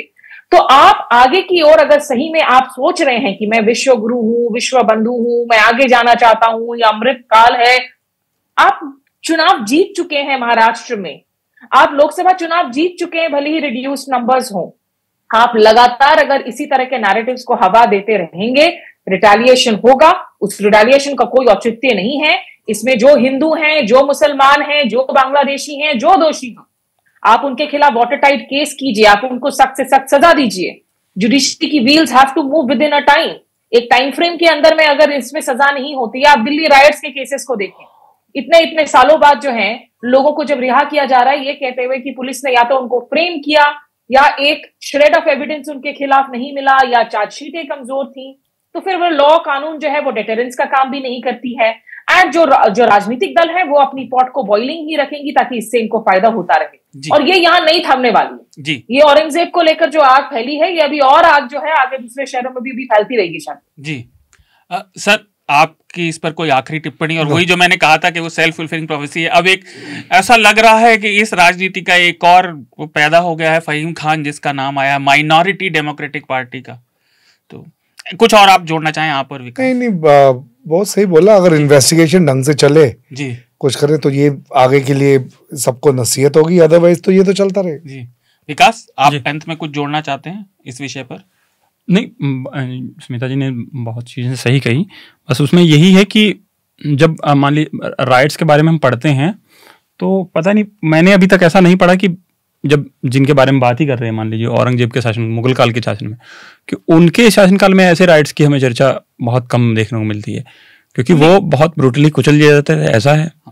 और विजेता ही इतिहास लिखते हैं। हाँ, लेकिन एक शायद जो उसमें पर्सपेक्टिव ये भी है, जजिया का मुझे याद है, मैंने पढ़ा थोड़ा सा, कि जजिया जब लगाया गया तो बहुत लोगों ने विरोध किया, और एक बार जब औरंगजेब जा ही रहा था मस्जिद में, तो रास्ते में बहुत लोगों ने विरोध किया, और फिर वो भीड़ ज़्यादा हो गई, तो उन्होंने कहा कि ठीक है कि सबको हटाओ, तो हटाने की कोशिश करी, नहीं हटाए, फिर उन्होंने हाथी से कुचलवा दिया। लेकिन जिस तरीके के जो राइट्स हैं, राइट्स की कोशिश नज़र नहीं आती मुझे, हंसी ठीक है। और इसके पीछे ये पता लगता है कि सरकार जो है, अगर सरकार ढिलाई बरतती है, इसका पर्सपेक्टिव ये है कि अगर सरकार ढिलाई बरतती है तो राइट्स होते हैं, तो सरकार का इसमें अहम रोल होता है। इसमें शार्दुल जरूर एक बार लास्ट पॉइंट ऐड करना चाहूंगी कि एक बार फिर से लोगों को हम याद दिलाएंगे, ये लड़ाइयां साम्राज्यों की लड़ाइयां थी। हिंदू राजा से लड़ रहा था, मुस्लिम रूलर से लड़ रहा था। इंडिया में अगर कम्युनल दंगे अगर हुए हैं, पोलराइजेशन हुई है, तो वो तो ब्रिटिश राज में सबसे ज्यादा हुई है। आपके जो कॉलोनियल मास्टर रहे हैं, तो आज की तारीख में आप स्टारमर के खिलाफ जो है आप क्यों बार बार गालियां नहीं दे रहे हैं? ब्रिटेन के खिलाफ आप प्रोटेस्ट क्यों नहीं कर रहे हैं? ऋषि सुनाक भले ही भारतीय मूल के हों, प्रधानमंत्री वहां के थे, आपने क्यों उनको रेड कार्पेट वेलकम दे रखा है? नहीं स्मिता, देखिए ब्रिटिशर्स के खिलाफ तो मैं ही कैंपेन करता रहता हूँ। अगर ये बेवकूफी करनी है भाई, 1857 का अगर हम रेवोल्यूशन, हम अपराइजिंग की बात करें, जो हिंदुओं के साथ अगर गलत हुआ, कि आप हिंदुओं को अगर आप बीफ खिला रहे हैं, पोर्क खिला रहे हैं, ये सारे जो इतिहास के बातें हैं, ये तो ब्रिटिश राज्य में सबसे ज्यादा हुआ। तो आप ब्रिटिशर्स के ग्रेव्स को खोद खोद कर जो है आप ब्रिटेन के खिलाफ ही लड़ाई शुरू कीजिए। आप सिर्फ और सिर्फ मुस्लिम्स को डिमोनाइज करने में लगे हुए हैं। एक ही आप इतिहास के पन्ने को और पीरियड को आप उठाने की कोशिश कर रहे हैं। खैर, वो एक तो दो बातें। पहला तो लोग औरंगजेब की बुराई कर रहे हैं इतनी, और मैंने अभी तक गुरु तेग बहादुर का नाम नहीं सुना। अगर किसी को ग्रज होनी चाहिए तो वो होनी चाहिए। ये रहा दिल्ली में शीशगंज गुरुद्वारा है जहाँ गुरु तेग बहादुर का सरकलम किया गया, पर जैसा कि हुआ वो उस समय की लड़ाइयाँ थी। दूसरा, और क्योंकि विषय बहुत लंबा खिंच जाता है और हम इस पर लगातार अलग अलग कॉन्टेक्स्ट में बोलते रहते हैं, मीडिया का इसमें एक बहुत बड़ा रोल है। जो टीवी पर तांडव चल रहा था औरंगजेब का, ये सारे हिस्टोरिकल स्कॉलर बन गए थे टीवी एंकर। तो आप ये चीजों को ध्यान में रखिए, सबको चरण स्पर्श ये मोज़रेला चीज है जिसे वो पिघलाए जा रहे हैं और बटर पे लपेटे जा रहे हैं। बातचीत के अगले विषय की तरफ बढ़ने से पहले हमारे एक सब्सक्राइबर ने एक पत्र भेजा है, तो हम उसको पढ़ लेते हैं। ये पत्र सानिया अजीज ने लिखा है और सानिया कहती हैं कि पिछले एपिसोड में औरंगजेब पर रुचिका और आनंद दोनों की बातें काफ़ी इंटरेस्टिंग थी, लेकिन एक बात पूरी इज्जत के साथ कहना चाहती हूँ, इतिहास पर यह बहस बेकार है। जो लोग औरंगजेब पर शोर मचाते हैं उन्हें इतिहास से कोई लेना देना नहीं है। He is just a dog whistle for Muslims. ये लोग मुगल और दूसरी मुस्लिम सल्तनतों में फ़र्क भी नहीं जानते, इनके लिए हर कोई मुगल है। आनंद ने यह भी कहा था कि बॉलीवुड फिल्में इतिहास के सही रेफरेंस नहीं होती, आई एग्री, लेकिन मुगले आजम या जोधा अकबर और 2014 की बाद की फिल्मों में काफ़ी डिफरेंस है। पहले फिल्में बस इतिहास का बॉलीवुडाइजेशन थी, लेकिन अब सब हिंदुत्ववादी भीड़ को खुश करने में लगे हैं। I don't think these films can be viewed individually. They need to be seen in larger context of propaganda films like Kerala Story, Razakars, etc. दूसरा ईमेल लिखने के लिए माफ़ी चाहती हूँ, लेकिन जब पहला पत्र लिखा था तब नहीं पता था कि औरंगज़ेब को लेकर दंगे हो जाएंगे। I think this is a direct consequence of Chhaava film. तो सानिया, आपके पत्र के लिए धन्यवाद। और अमूमन कोई भी समझदार व्यक्ति आपसे अग्री करेगा, बट मैं ये कहूँगा कि जोधा अकबर और क्या बोलते हैं मुगले आजम भी कोई बहुत अच्छी पिक्चर नहीं थी। मेरा ये मानना है हमेशा से कि बॉलीवुड, पहली बार मुझे ना अच्छा लगा कि बॉलीवुड घटिया फिल्में बनाता, अच्छी पिक्चर नहीं बनाता, नहीं तो यहाँ पता नहीं क्या होता। पब्लिक अगर इस तरह की फिल्मों को, वाहियात फिल्मों को देख के इमोशनल हो जाती है, तो ढंग की फिल्में एक्यूरेट जो रिप्रेजेंटेशन करेगी उन्हें देखकर तो पता नहीं क्या हो जाएगा। विकास, आपको अगर कुछ कह रहे हैं? नहीं, शायद यही वजह है लोग डॉक्यूमेंटरी नहीं देखते। हाँ, मैं डॉक्यूमेंट्रीज देखता हूँ। मैंने टीवी देखना 93 में छोड़ दिया था, इसीलिए डॉक्यूमेंट्री की पब्लिक स्क्रीनिंग नहीं होती सिनेमा हॉल्स में। जी। तो खैर, थैंक यू आपका पत्र लिखने के लिए। और अब हम अपने अगले विषय की तरफ बढ़ते हैं। जैसा कि आप खबरों में इस हफ्ते देख रहे होंगे कि ईडी, प्रवर्तन निदेशालय, फिर से थोड़ी सक्रिय सी दिख रही है और उसने जॉर्ज सोरोस से जुड़ी हुई संस्थाओं पर तो छापे मारे ही, लेकिन एक बहुत ही इंटरेस्टिंग आंकड़ा संसद में पेश हुआ कि पिछले 10 सालों में, यानी कि पूरे के पूरे मोदी सरकार के कार्यकाल के अंदर ईडी ने 193, ये राजनेताओं का आंकड़ा, 193 मामले जांचे, दायर किए और उनमें से केवल 2 में कन्विक्शन हुआ। ये बात आपको याद रखनी चाहिए। वो 2 पॉलिटिकल हैं या नहीं है वो भी देख लीजिए। और ये 1% से भी कम कन्विक्शन रेट है।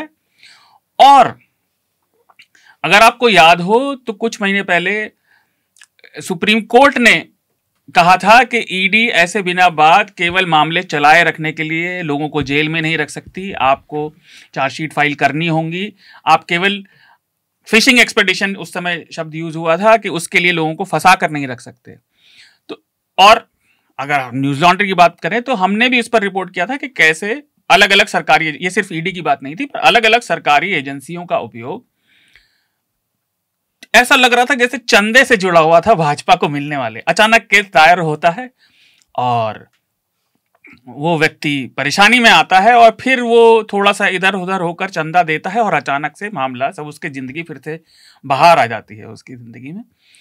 तो सर, मैं इसमें आपसे शुरू करना चाहूंगा, ये जो आंकड़ा संसद में पेश हुआ कि ईडी का कन्विक्शन रेट इतना कम है, और रिसेंटली जो सुप्रीम कोर्ट ने बार बार टिप्पणी की है कि ईडी का काम करने का तरीका सही नहीं है, आप इस तरीके से सरकारी एजेंसी का इस्तेमाल नहीं कर सकते, और अब जो ऑन रिकॉर्ड ये कन्विक्शन रेट आया इन सब बयानों के बैकग्राउंड में, तो इस पर आप एक तो क्या कहते हैं? दूसरा, क्या सरकार को भी इस चीज से कोई लज्जा होगी? मुझे लगता तो नहीं, पर फिर भी मैं, आप ज्यादा एक्सपीरियंस है, आपका मत जानना चाहता हूं। Would government change it's stance और इट्स जिस तरीके से वो ईडी का इस्तेमाल करती है? आप ईडी का अगर रोल देखना चाहते हैं तो प्री 2014 और पोस्ट 2014 जब से बीजेपी आई है वो देखना पड़ेगा।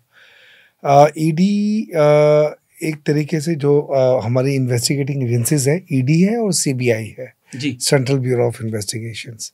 तो जब 2014 से पहले अगर आप देखेंगे, ईडी बाय द वे बहुत छोटी ऑर्गेनाइजेशन है, सीबीआई उससे काफ़ी बड़ी ऑर्गेनाइजेशन है।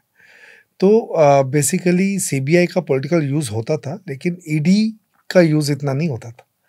वो क्या होता था कि जैसे मैं आपको बताता हूँ, मैंने रिपोर्ट भी किया था, जैसे जगन रेड्डी के ऊपर 10 10 चार्जशीट्स हुई थी सीबीआई की कांग्रेस कार्यकाल में। हाँ, तो कांग्रेस के कार्यकाल में ही, और जगन रेड्डी पे हुआ तो 10 जो चार्जशीट हुई है उसके ऊपर ये सीबीआई ने किया, और उसके बाद ईडी पिक्चर में आती है।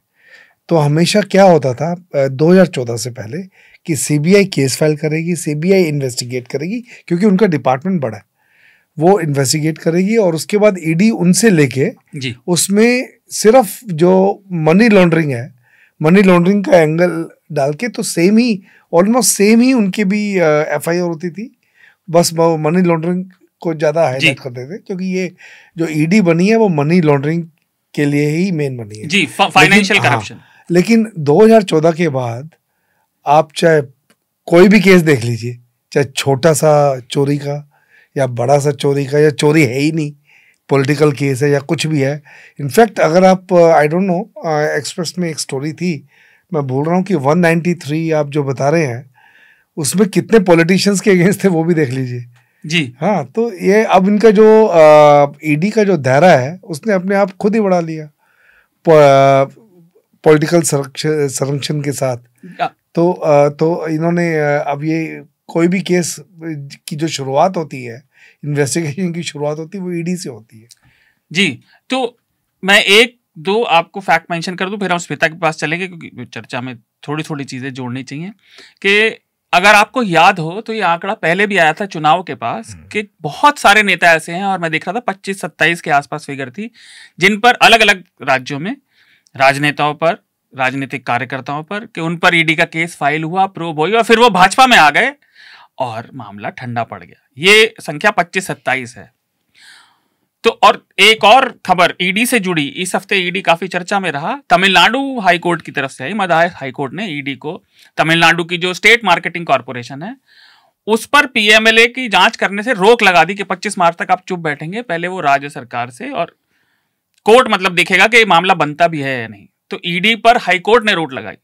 तो अपने आप में ये चीज जो जिस तरह से इस्तेमाल हो रहा है इस एजेंसी का, वो राज्यों के बीच भी तकरार पैदा कर रही थी, और दिख रहा है कि और ज्यादा वो ऑफिशियल लेवल पे होने लगी है। स्मिता, मुझे नहीं पता निरमा पाउडर अभी भी सर्कुलेशन में है क्या? क्योंकि वो उसका गाना तो हमेशा याद आता है ना, वो washing powder Nirma, washing powder Nirma, दूध सी सफेदी निरमा से आए, washing powder ED, washing powder ED, भ्रष्ट राजनीतिकों को भी सफेद कपड़े दिलाए वॉशिंग पाउडर ईडी। देखिए, मैं कानूनी जानकार नहीं हूँ, लेकिन इसमें 2-3 चीजें जो मैं ऐड करूंगी, क्योंकि आपके कार्यक्रम में आने के पहले मैं अपने रिसर्च कर रही थी, होमवर्क कर रही थी। तो एक तो मैंने देखा कि रमन सर को मैं वो क्लैरिफाई कर दूं जो वो पूछ रहे थे। ये जो 193 मामले हैं, ये सिर्फ और सिर्फ राजनीतिक मामले ही हैं, राजनीतिकों के खिलाफ है। It's against MPs and MLA. हाँ, मोस्टली 193 केवल राजनीतिक क्षेत्र के लोगों पर थे जी, पर हैं। इस वक्त ईडी के पास कुल मिलाकर कम से कम 7,000 केसेस हैं जी। और जो राजदीप सरदेसाई के शो पर मुनीश भारद्वाज आज तक के कवर करते हैं ईडी पर, उन्होंने जो ईडी के पक्ष को रखा वो मैं आपको बताती हूँ, और उस पर फिर आप लोग ये कर सकते हैं। ईडी का अपेरेंटली ये कहना है कि वो तब तक उस मामले को कन्विक्शन की स्टेज तक नहीं पहुंच जा सकते जब तक प्रेडिकेट ऑफेंस, जो इनिशियल जो एजेंसी है, वो सीबीआई हो, स्टेट पुलिस हो, आईटी हो, वो लोग जब तक उसकी मामले को पूरी नहीं कर ले सकते। तो इसे वो लोग एक हैंडीकैप के तौर पर अपेरेंटली जो ईडी के सूत्र हैं और ऑफिशियल्स हैं वो साइट कर रहे हैं कि इसीलिए ऐसा नहीं है कि ये सारे मामले हम ही लोगों ने इनिशिएट किए हैं, हमारे मामले हैं। बहुत सारे ऐसे मामले हैं जब तक सीबीआई, स्टेट पुलिस अपना पूरा कन्विक्शन ना कर ले, हम उसे नहीं लेकर जा सकते। दूसरा जो एक और आंकड़ा है जो अपने आप में स्क्यूड है, जो ईडी दे रहा है कि इस वक्त 47 केसेस जो ट्रायल में गई थी उनके पूरे मामले, उसमें से 44 केसेस में उन्होंने कन्विक्शन हासिल की है। तो वो कह रहे हैं कि हमारा जो कन्विक्शन रेट है, अगर उस हिसाब से देखें, वो अपने आप में 95% के ऊपर है। लेकिन सवाल यह आता है कि ये जो 47 केसेस ट्रायल में गई हैं, they are a part of the 7,000 plus cases that you are handling, they are a part of the 193 political cases. तो ये मेरी मैथ्स कमजोर है, पता नहीं ये मैथ्स के जो आंकड़े दिए जा रहे हैं सूत्रों के हवाले से ये कितने सेटिस्फाइंग है। But just as a last point, interesting point मैं देख रही थी कि जस्टिस वर्मा, जिनके खिलाफ अभी ये मामला हुआ है कैश पाए जाने का, जी जी, जो आरोप लगे हैं 2 मामलों में जिसमें असल में रूलिंग दी थी, एक उन्होंने ही रूलिंग दी थी जिसमें कहा गया था कि मनी लॉन्ड्रिंग के मामलों पर ही जो है फोकस करे ईडी, उससे ज्यादा मामलों पे फोकस ना करे। दूसरा, अभी जब ये पीएमएलए वगैरह के मामलों में अरविंद केजरीवाल वगैरह को लेकर मीडिया की जो ट्रायल हो रही थी, उसमें भी जस्टिस वर्मा की टिप्पणियां वगैरह आई थी मीडिया के हाउसेस के खिलाफ कि आप इस तरीके से जो है मीडिया ट्रायल, आप केस से बाहर जाकर जो है कमेंट्स ना करें जो एविडेंस एस्टैब्लिश नहीं है। That's just an interesting fact that came to me. बारन बेंच की रिपोर्ट है on the career graph of justice Verma. But ED का डेफिनेटली इसमें तो कोई शक ही नहीं है। प्रवर्तन निदेशालय जो पहले सीबीआई को केश पैरेट के रूप में देखा जाता था, आज वो क्राउन जो है वो आज ईडी के साथ बैठा हुआ है। तो एक तो ये अपने आप में हमारी एक बहुत बड़ी क्राइसिस है कि हमारी इन्वेस्टिगेटिव एजेंसियों पर अगर पारदर्शिता के लिए if they are not accountable to parliament, अगर संसदीय प्रणालियां नहीं है जहां हम इनकी ठीक से, अब कांग्रेस के दौर में, यूपीए के दौर में सीबीआई का जो हाल था वो आज बीजेपी के दौर में ईडी का वो हाल है, तो हम आखिर एजेंसियों पर कैसे भरोसा करें रिगार्डलेस ऑफ की कौन सी स्टेट में कौन सी सरकार है या केंद्र में किसका शासन है। जी विकास, मैं आप पर आऊं तो मैं श्रोताओं को कुछ बताना चाहता हूं। जब मैं इस विषय के लिए थोड़ी सी तैयारी कर रहा था, ईडी से जुड़ी हुई इतनी सारी हेडलाइंस थी कि मुझे लगा केवल इन आर्टिकल्स की हेडलाइंस को मैं जोड़ता जाऊंगा और चर्चा आगे बढ़ जाएगी। उसी का एग्जाम्पल एक और हेडलाइन मैं आपको बता देता हूँ। आने वाली अप्रैल में सुप्रीम कोर्ट की 3 जजों की बेंच ये सुनवाई करेगी कि ईडी को प्रॉपर्टी अटैच करने की और अरेस्ट करने की पावर है भी कि नहीं। वो अप्रैल में होगी। 2022 के डिसीजन को चैलेंज किया जाएगा। और अगर आपको याद हो, अतुल और मैंने बात भी करी थी नवंबर में कि सुप्रीम कोर्ट ने कहा था कि ऐसा नहीं है कि ईडी लोगों को गिरफ्तार कर लेगी फिर उन्हें बेल ही नहीं मिलेगी। बेल रूल है और बेल के जो टर्म्स एंड कंडीशंस थी उन्हें सुप्रीम कोर्ट ने आसान किया था। ये नवंबर की बात है मेरे ख्याल, या इस साल फरवरी में भी फिर इस पर फर्दर डिसीजन आया था। तो आप ये देखिए, लगातार ईडी पर कोर्ट में और अलग अलग राज्यों में सवाल उठ रहे हैं। विकास, ये बात तो सही है जो रमन सर ने कहा कि अगर हमें देखना है ईडी का मामला तो 14 से पहले और 14 के बाद देखना पड़ेगा। तो इससे रिलेटेड मतलब बहुत सारी चीज़ें तो कह दी गई हैं, पर मेरे पास एक पर्सनल एक्सपीरियंस है तो मैं वो शेयर कर देता हूँ। 2014 से पहले की बात है सर, तो मेरे पास कुछ चीज़ें थी तो मुझे तब पता नहीं था कि ईडी बहुत ज़्यादा कोई ऐसी एजेंसी है। तो उसी दौरान मैं इनकम टैक्स से संपर्क किया। उन्होंने कहा कि नहीं, थोड़ा बड़ा मामला है, एक एनफोर्समेंट डायरेक्टर है, उससे आप संपर्क कीजिए। तो चंडीगढ़ में इनका रीजनल ऑफिस था। तो मैंने उनको फ़ोन किया तो उन्होंने पूछा कि कितने का मामला है। मैंने कहा यही कोई 22-23 करोड़ का मामला है। कह रहे अच्छा, कह रहे हम नहीं लेंगे। मैंने क्यों? कह रहे नहीं, 100 करोड़ से नीचे के मामले हम डील नहीं करते हैं। नहीं, तो ये 2014 के से पहले की बात है। और अभी तो मुझे लग रहा है कि 50-60 लाख का मामला भी होगा तो ईडी पहुंच जाएगी। नहीं, ये बड़ा इंटरेस्टिंग है कि जिस तरीके से उनको जो है इस्तेमाल किया जा रहा है, क्योंकि सीबीआई जो है, मुझे लगता है उसके पीछे एक वजह ये भी है कि सीबीआई का जो है बदनामी थोड़ा ज़्यादा हो गई थी, परसेप्शन पब्लिक में ज़्यादा बन गई थी कि सीबीआई का सरकार इस्तेमाल करती है। और ईडी जिन कानूनों का इस्तेमाल करती है उसमें लूप होल्स हैं जिनको सरकार तरीके से इस्तेमाल कर लेती है। वो वेग कानून है, वेग कहाँ, तो वो भी एक वजह है मुझे लगता है। जी, तो एक आखिरी हेडलाइन और फिर मैं सबकी आखिरी टिप्पणी चाहूंगा इस पर कि ये बात है पिछले साल अक्टूबर की। सुप्रीम कोर्ट ने ईडी को वार्न किया था कि जैसे मर्जी आए वैसे पीएमएलए, जिस पर अधिकतर मामले लगे, उसको आप मनमर्जी इंप्लीमेंट नहीं कर सकते। और इस पर भी अभी सुनवाई होनी बाकी है ना। और सुप्रीम कोर्ट ने ईडी को, जो रिप्रेजेंटेटिव थे कोर्ट में, पूरी ईडी को नहीं बुलाया था, संविधान के अनुच्छेद 21 आर्टिकल 21 का याद दिलाया था कि भाई लाइफ एंड लिबर्टी सबका अधिकार है। केवल आपने मामला दर्ज कर दिया इसका मतलब ये नहीं आप लोगों को फेंक देंगे।